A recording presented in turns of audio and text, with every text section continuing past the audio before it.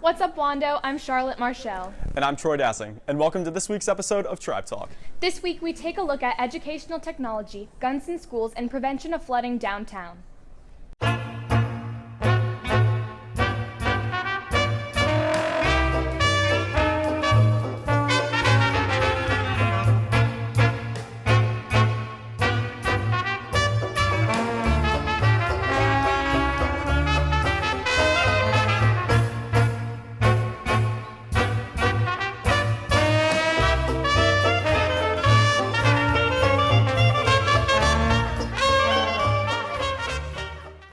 As concern raises in the community about guns being illegally brought into schools, Wando students have taken it into their own interest about the effectiveness of our school security. Davina Patel investigates the measures that Wando High School has taken to protect its students. Since the beginning of the school year, there have been 2 local occurrences regarding firearms in school. A Stall student and 2 North Charleston students both brought guns to school. With the sudden increase in students bringing weapons to school, we decided to learn more about Wando security. What's preventing a student from bringing a gun to school? What's stopping anyone from walking to any neighborhood and doing it? At some point you have to realize, you can't stop people from doing bad things. We want to try to foster an atmosphere at Wando where students feel like they know what is allowed and what's not allowed. We're very fortunate. We have a lot of good kids here at Wando. Not saying that that can't happen. It can happen anywhere. But again, we have these safeguards put in place. They just implemented this year the visitor center. We now check IDs from 8:45 to 3:15 because there's certain maybe students or parents or somebody who is now allowed on campus.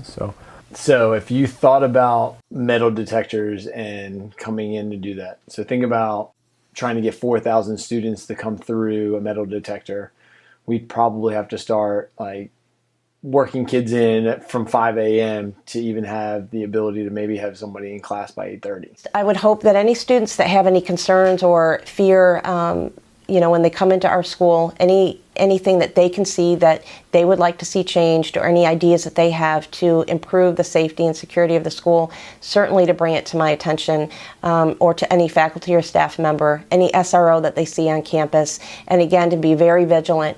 They need to be aware of their surroundings and abide by the safeguards that we have in place here at Wando, and hopefully that'll continue to help keep Wando safe. This has been Davina Patel reporting for TribeTalk. Downtown Charleston is one of the largest tourist attractions in the Lowcountry, meaning that flooding can cause a huge problem. Shane McDavid takes a look into the plans recently put into place to solve this high-impact situation. Downtown Charleston has had a pattern of flooding throughout the years. This flooding has impacted many of the lives of residents living downtown. In response, the city has come with a sea-level strategic plan in hopes that they will fix the flooding. The strategic sea level rise was put together in order to build up Charleston's resilience to flooding events. It includes raising up roads, increasing the size of drainage ditches, also installing pump systems to pump the water through those drainage systems, and then possibly even buying up property that's frequently flooded from homeowners. My family and I live in right on the peninsula downtown in the historic area, and the lot we found, it happens, was on part of what was original land. The peninsula hasn't always looked the way it does now, and the water went in much farther than it does today. There was no battery originally. Part of the sea level rise plan is to increase the height of our current streets to raise them up above that flooding event. So they're going to have to alter traffic patterns, which could affect traffic downtown. Charleston has many flood zones. This is in part of the fact that much of Charleston's peninsula is reclaimed land that was filled in to build more on the peninsula. Many of the properties that were built on the original land do not face flooding as much as the properties on the newer, reclaimed land. Downtown is known for flooding because about a third of downtown was actually built on an old marsh that actually drained and filled in a lot of marshland to build the city. And so now with the sea level rising, it's just reclaiming its original marshland. The water, whenever it rains, will come up and form huge puddles and lakes, but not in the middle where we are. The water likes to come back to where it was. The flooding downtown is an important issue because it's affecting a lot of businesses and economics. It was estimated in about 40 years, it's expected that we're going to have 180 days of flooding just due to tides, not due to storms. This has been Shane McDavid reporting for TribeTalk. High school is the start of a student's journey into independence. Most get jobs so they can become self-sufficient, but it is less common for them to start their own businesses. Stephen Nguyen and Patrick Spychowski have started their own business where they buy and resell quality clothes from Goodwill. So SP Threads is a business. It runs mainly on Instagram. We just buy things at the thrift stores and the Goodwills across the Charleston area and just sell them for profit, but at a profit where people that are buying them are still getting a good deal on the clothes. What we first did is we made shirts with pictures of our faces on it that looked really funny, and so we could sell those to people who'd want our faces on them, but we could also expand it to like whatever picture you would want to have. So like if you wanted a picture of your face or a picture of a group of your friends or something, we could probably print that. I think SP Threads is a really good business proposition because I think as I watched this business grow, because I was there from the start, I saw they got up a bunch of clothing and everything so they could have some stock, and then when they started selling it, they had enough, so they never sell out, even though they do sell a lot. So we buy transfer paper and t-shirts, and then we put whatever we want to put on the t-shirt on the transfer paper. We like print it, and then we iron it onto the shirt and then just peel it back, and it's on there. While SP Threads has a small following, they needed a way to increase sales. They held a special event to get them off the ground. They called it Heat Day. So Heat Day, they got a bunch of inventory together and pretty much just put it all up. So when we first started the business, the first probably 20 things that we made, we probably only made like $100, $150 total. But then Heat Day, where we just got a bunch of things stocked up from the start of the summer and just got all of our good stuff and put it all in one big inventory and dropped it on one day.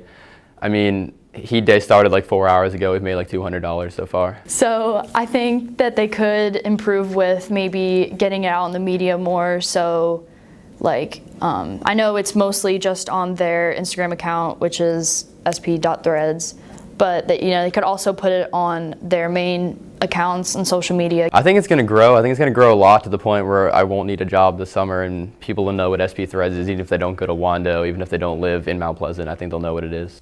This has been Drake Payton reporting for TribeTalk.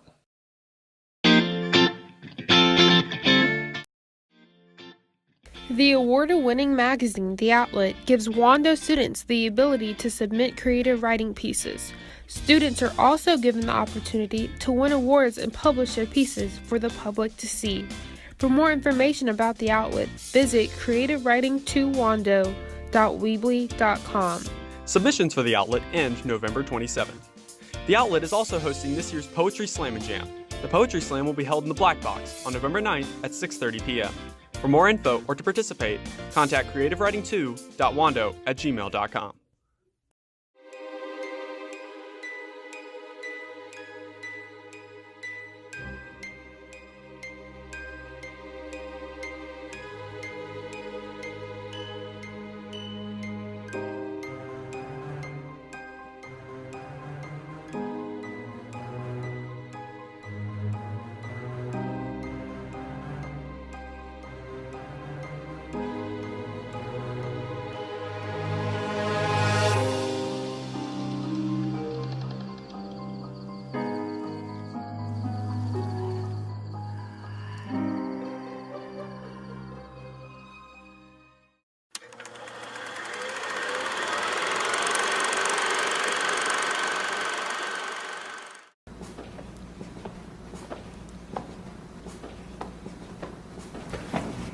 Sorry.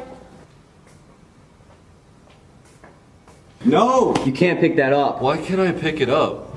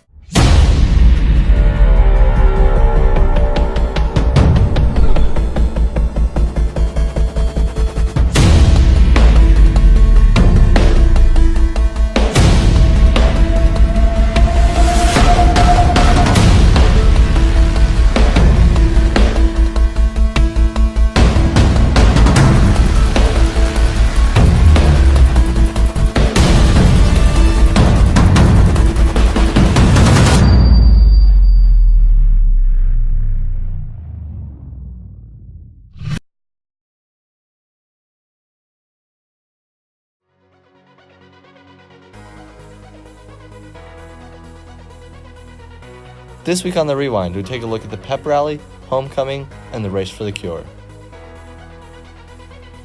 The pep rally on September 29th honored the fall senior athletes and introduced the 2017 homecoming court.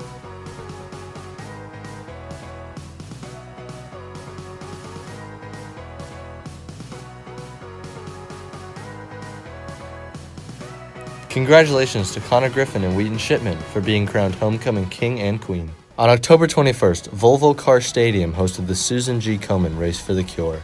The Race Fund has invested over $2 billion towards breast cancer research and focuses on educating, engaging, and empowering race participants. It also celebrates breast cancer survivors and honors those who have lost their battle.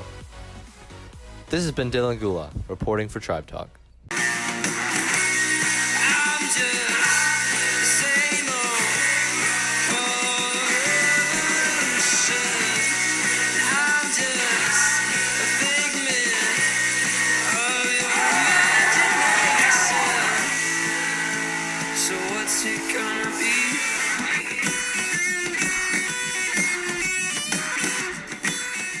Welcome, ladies and gentlemen, to this week's edition of Sports Talk. It's good to have you with us. As always, I'm Connor Griffin. Now, the NFL has been at the forefront of mass criticism as of late for allegedly neglecting the impact of concussions on their players. As a result, people across all levels of football are taking into consideration what exactly a concussion is and are developing steps to prevent them in the future. Anna Sawyer has the story. You know, it's an injury to the brain that causes a temporary loss of normal brain function. Anything that causes the brain to shift inside the skull is something that can cause a concussion.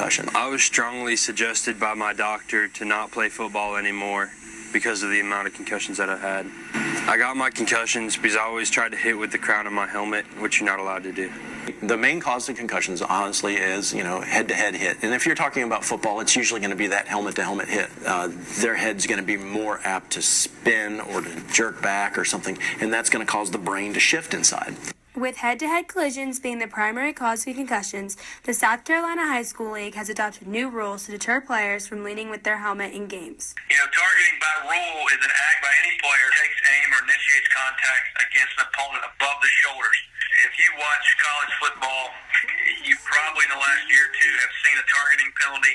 A lot of times it ends in the result of an ejection. While the targeting penalty has made the game safer, athletes are still at high risk of getting head trauma, as 58% of concussions occur during practice. Consequently, the high school league has made strides in ensuring that concussions are managed properly at every school. We require all of our coaches to do an online concussion course every single year, which basically gives them the basics on what a concussion is, the signs and symptoms. We have that return to play protocol on our website. And what we do with them is we run them through a 5-day protocol, 5-day return to play. And if they test through that okay and everything goes well, then they'll be returned to the field. It's definitely more elaborate because I'll say this, when I was in high school, it was very simple. It was if you got hit in the head and you had something that made you feel funny, as soon as you felt better, you would tell your coach, and coach puts you back in. So it's changed, and it's changed for the better, I think. Concussions will always be a part of the sport. However, through education and reporting of symptoms, these long-term effects can be reduced. This has been Anna Sawyer reporting for Sports Talk. Thank you, Anna. And now on to the scoreboard. The football team lost a close one in overtime this past week against Ashley Ridge. They look to get a W on senior night at home against West Ashley on Friday. The volleyball team rolled Sumter in their first playoff game on Thursday, winning 3-0. In other news, the girls golf team placed third at Lower State and qualified to play in the state tournament in Columbia. Wando Cheer took home the first place trophy at their competition over the weekend. The girls cross country team are now Region 7 5A champions, and the girls and boys swim teams demolished the opposition in their state meets to win their first state championships since 2012. And we are here with two members of those state championship swim teams. Chase Collier, one of the captains of the guys team, and Aaron Turner, one of the captains of the girls team. Guys, thanks for being here today. Yeah, thank you for having us. Yeah, for sure. And Chase, I want to start with you. Both teams have shown great work ethic throughout this entire season. For this state championship meet in particular, was it a notch up from the preparation that we've seen throughout the regular season, or was it mainly the same? What were you doing? Well, we have practice every weekday, every morning before school at 5:30. And so that can range anything from running to swimming about 5,000 yards. I think in particular with this team is way more disciplined than I've seen teams in the past. So I think that was a big factor in like helping us win that meet, just because everybody was so motivated after last year getting second. And I think that had a big part to play in our victory. Not just the victory, you guys dominated both teams in the championship. Aaron, what was it about this team in particular, not just in the championship match, but throughout this entire season, that made you guys so dominant and made you stand out against the competition? Yeah, so this season, the girls and boys teams were definitely just the most hyped they've ever been. Every meet, everybody was there, everybody stayed the whole time. Just like posters and cheering constantly, everything. It was just such high energy. We even had like tons of kids from the Chop House coming. Like it was just so high energy the whole time. And that high energy definitely correlated into some success in the water. You guys had a great season, great way to cap it off, honestly. Congratulations. Thanks so much for coming on. Thank you. Really appreciate it. That's Chase Collier, that is Aaron Turner, and that is a wrap on this week's edition of Sports Talk. For more Wando sports information, you can follow @Wando Athletics on Twitter and Instagram. For more college and pro sports information, you can follow my podcast on SoundCloud. Alongside two state champions, I'm Connor Griffin. Go Warriors.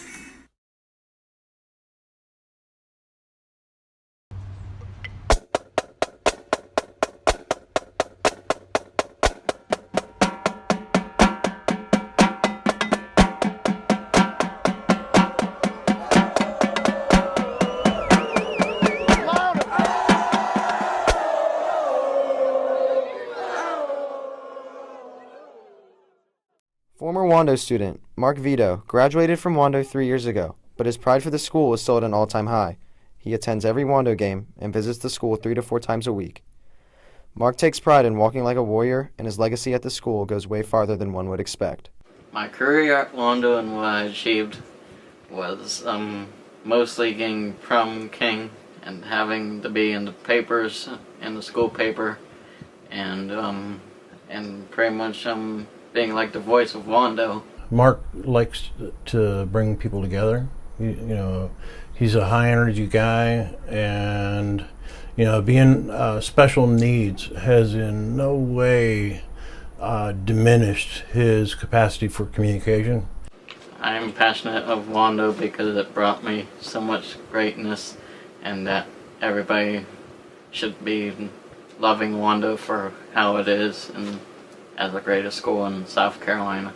You know, he's 3 years out of Wando now, and he still rides his bike over to the school, locks it up, gets on the bus with the team, goes to the games, comes back from the games, and cheers, you know, and pushes the guys to do their best.